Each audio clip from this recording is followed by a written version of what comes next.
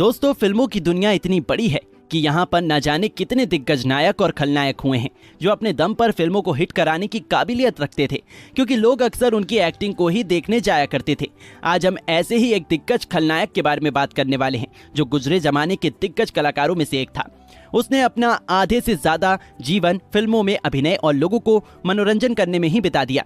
दोस्तों, उस महान अभिनेता का नाम है प्राण। उनको सभी इसी नाम से जानते हैं। 40 के दशक से लेकर 90 के दशक के अंत तक फिल्म इंडस्ट्री में उनका बोलबाला रहा है।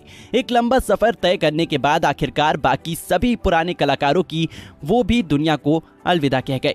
अपने जमाने के वे सबसे अधिक फीस लेने वाले अभिनेताओं में से एक थे। खलनायकी की दुनिया में वे सबसे सफल कलाकारों में से एक माने जाते हैं।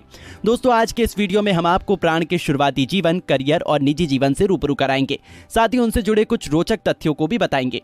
उनका जन्म 12 फरवरी साल 1920 को दिल्ली में एक हिंदू परिवार में हुआ था। उनका वास्तविक नाम प्राण कृष्ण सिकंद था। उन्होंने अपनी शुरुआती पढ़ाई पूरी करने के बाद हमीद इंटर कॉलेज रामपुर उत्तर प्रदेश से मैट्रिक पूरा किया। 10वीं पूरी करने के बाद उन्होंने पढ़ाई करनी छोड़ दी और 300 रुपए के वेतन पर फोटो स्टूडियो एदास एंड कंपनी दिल्ली में फोटोग्राफर का प्रशिक्षण शुरू किया। कहा जाता है कि जब वो फोटोग्राफी का काम कर रहे थे तब उन्हें उसके काम के लिए दूर दूर तक जाना पड़ता था, जैसे शिमला और हिमाचल प्रदेश, जहां उन्हें एक मंच पर अभिनय करने का मौका मिला। हालांकि उन्होंने फोटोग्राफी का काम जारी रखा, जिसके चलते उन्हें लाहौर भी जाने का मौका मिला, जो वर्तमान में पाकिस्तान में पड़ता है। कुछ दिनों बाद जब वो लाहौर में एक पान की दुकान पर पान खा रहे थे, तभी उनकी मुलाकात भारतीय लेखक मोहम्मद वली से हुई। उन्होंने प्राण को अपनी एक पंजाबी फिल्म में अभिनय करने का मौका दिया, जिसका शीर्षक था यमला जाट। उस फिल्म में उन्हें एक विलन का रोल दिया गया। उस समय वो महज 19 साल के थे। इस फिल्म को मोती वी गिरवानी द्वारा निर्देशित किया गया था। ये उनकी पहली पंजाबी फिल्म थी। दोस्तों, अक्सर ऐसा होता है कि हमारे सामने अवसर होते हैं लेकिन हम उन अवसरों को नहीं ले पाते हैं, लेकिन उन्होंने ऐसा नहीं किया। मिलने वाले मौके को हाथों हाथ लिया। उसके बाद वो पंजाबी भाषा की दूसरी फिल्म चौधरी में दिखाई दिए, जो साल 1941 में आई थी। इसके बाद उन्होंने कभी पीछे मुड़कर नहीं देखा। उन्हें जितनी भी फिल्में मिलती गई सभी में अभिनय किया। साल 1942 में उन्होंने बॉलीवुड की तरफ रुख किया और शौकत हुसैन रिजवी के निर्देशन में बनी फिल्म खानदान में अभिनय किया। ये फिल्म एक मुस्लिम सामाजिक फिल्म थी। फिल्म में नूरजहां और मनोरमा जैसी अभिनेत्रियां शामिल थी। इसके अलावा फिल्म में गुलाम मोहम्मद, एम अजमल और प्राण जैसे कलाकार भी दिखाई दिए। प्राण ने इस फिल्म में अनवर की भूमिका निभाई, जिसमें उन्होंने शानदार प्रदर्शन किया था। हालांकि अभी तक वो पूरी तरह से दर्शकों की नजरों में नहीं आए थे, लेकिन आगे आने वाली फिल्मों से धीरे धीरे उनकी लोकप्रियता बढ़ती चली गई।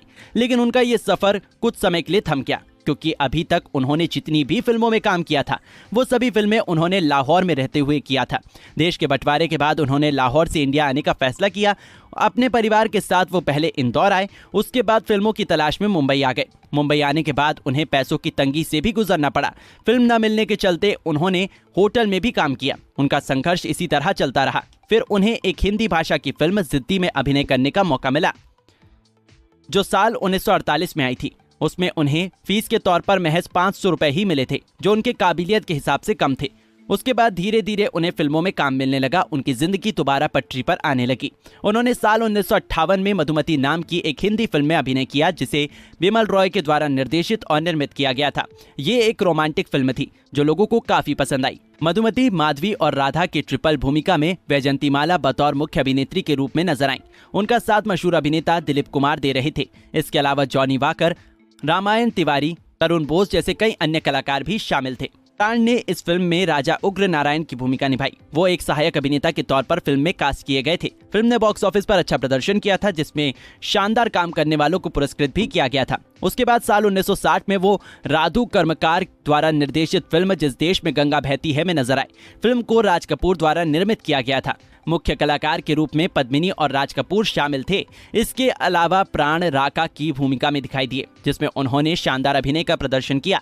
वो दर्शकों के बीच काफी लोकप्रिय हुए। फिल्म को बॉक्स ऑफिस पर हिट करार दे दिया गया। फिल्म के गाने भी दर्शकों द्वारा काफी पसंद किए गए। इसके अलावा उन्होंने कई और फिल्मों में अभिनय किया, जैसे शीश महल, अफसाना, बहार, अलिफ लैला, बिराज बहू, छलिया, दिल तेरा दीवाना, गुमनाम, हम जोली, पूरब और पश्चिम, उपकार, शहीद, राम और श्याम, आंसू बन गए फूल, जॉनी मेरा नाम, बेईमान। 70 के दशक का अंत होते होते वो बॉलीवुड सिनेमा में एक जाने माने अभिनेता के रूप में दर्शकों के बीच में लोकप्रिय हो गए थे।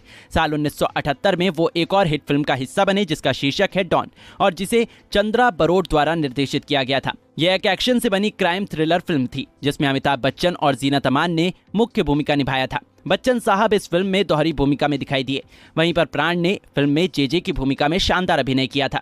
अमिताभ को बेहतरीन अभिनय के लिए पुरस्कृत भी किया गया था। फिल्म बॉक्स ऑफिस पर हिट साबित हुई। उसके बाद वो अमर अकबर एंथनी, दुनिया, सोनी महिवाल, शराबी, बड़े घर की बेटी, एक हिंदुस्तानी और दोस्त जैसी फिल्मों में नजर आए। इसके अलावा उन्होंने बंगाली भाषा की फिल्म जीवन रहस्य, तेलुगु भाषा की फिल्म कोडमा सिंघम जैसी फिल्मों में अभिनय किया। दोस्तों, उनकी आखिरी फिल्म दोष थी जो साल 2007 में रिलीज हुई थी। उन्होंने करीब 300 से अधिक फिल्मों में अभिनय किया था, जो किसी भी अभिनेता के लिए एक बड़ी अचीवमेंट से कम नहीं होता। उनकी पत्नी का नाम शुक्ला अहलुवालिया था, जिनसे उन्होंने साल 1945 में शादी किया था। साल 2016 में उनकी पत्नी का निधन हो गया था। उनके 3 बच्चे हैं, जिनमें से 2 बेटे हैं और 1 बेटी। उनके बेटों की बात करें तो उनके बेटों का नाम अरविंद सिकंद और सुनील सिकंद है, जिनमें से अरविंद विज्ञापन फिल्म निर्माता हैं और उनकी पत्नी का नाम चित्रा है, जबकि सुनील एक फिल्म निर्देशक है और उनकी पत्नी का नाम ज्योति सिकंद है। वहीं पर प्राण की बेटी का नाम पिंकी सिकंद है, जिनकी शादी विवेक भल्ला से हुई है, जो ICRA के वाइस प्रेसिडेंट है। इन सभी के बारे में इससे अधिक जानकारी नहीं है।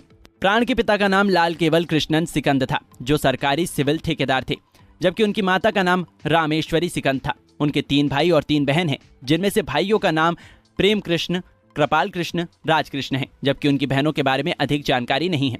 दोस्तों, फिल्मों में शानदार अभिनय के लिए उन्हें कई पुरस्कारों से सम्मानित किया गया है, जिनमें से कुछ तो 60 के दशक के शुरुआत में ही मिले। 60 के दशक में उन्हें करीब 5 पुरस्कारों से सम्मानित किया गया। उसके बाद उन्हें लगभग हर एक दशक में पुरस्कारों से नवाजा गया, जिनमें से साल 1980 के दौरान भारत के उपराष्ट्रपति के द्वारा उत्कृष्ट मोशन पिक्चर प्रदर्शन के लिए शिरोमणि पुरस्कार से नवाजा गया। साल 2001 में पद्म भूषण भी दिया गया। इसके अलावा उन्हें कई अन्य पुरस्कारों से सम्मानित किया गया। दोस्तों, उन्होंने जो कामयाबी अपने जीवन में हासिल किया था, उस तरह की सफलता बहुत ही कम लोगों को मिलती है। एक ऐसा लड़का जिसे बचपन में ही नशे की लत लग गई और महज 19 साल की उम्र में मिले मौके से उसने इतना लंबा सफर तय किया, जो अपने आप में अद्भुत है। इससे एक चीज तो सीखने के लिए मिलती है कि इंसान को किसी भी अवसर को हाथ से नहीं जाने देना चाहिए, क्योंकि वो एक मौका आपकी जिंदगी बदल सकता है। ये दिग्गज अभिनेता साल 2013 में 93 वर्ष की उम्र में एक लंबी बीमारी के चलते दुनिया को अलविदा कह गए। हालांकि उन्होंने जो काम किया है उसकी वजह से वो इतिहास के पन्नों में अमर हो गए हैं। उम्मीद करता हूं कि आपको उनकी ये जीवनी पसंद आई होगी। अगर आप उनकी अदाकारी और उन्हें पसंद करते हैं तो वीडियो को लाइक जरूर करें और ऐसी ही अनसुनी जीवनी के बारे में जानने के लिए हमारे इस चैनल को सब्सक्राइब जरूर करें। धन्यवाद।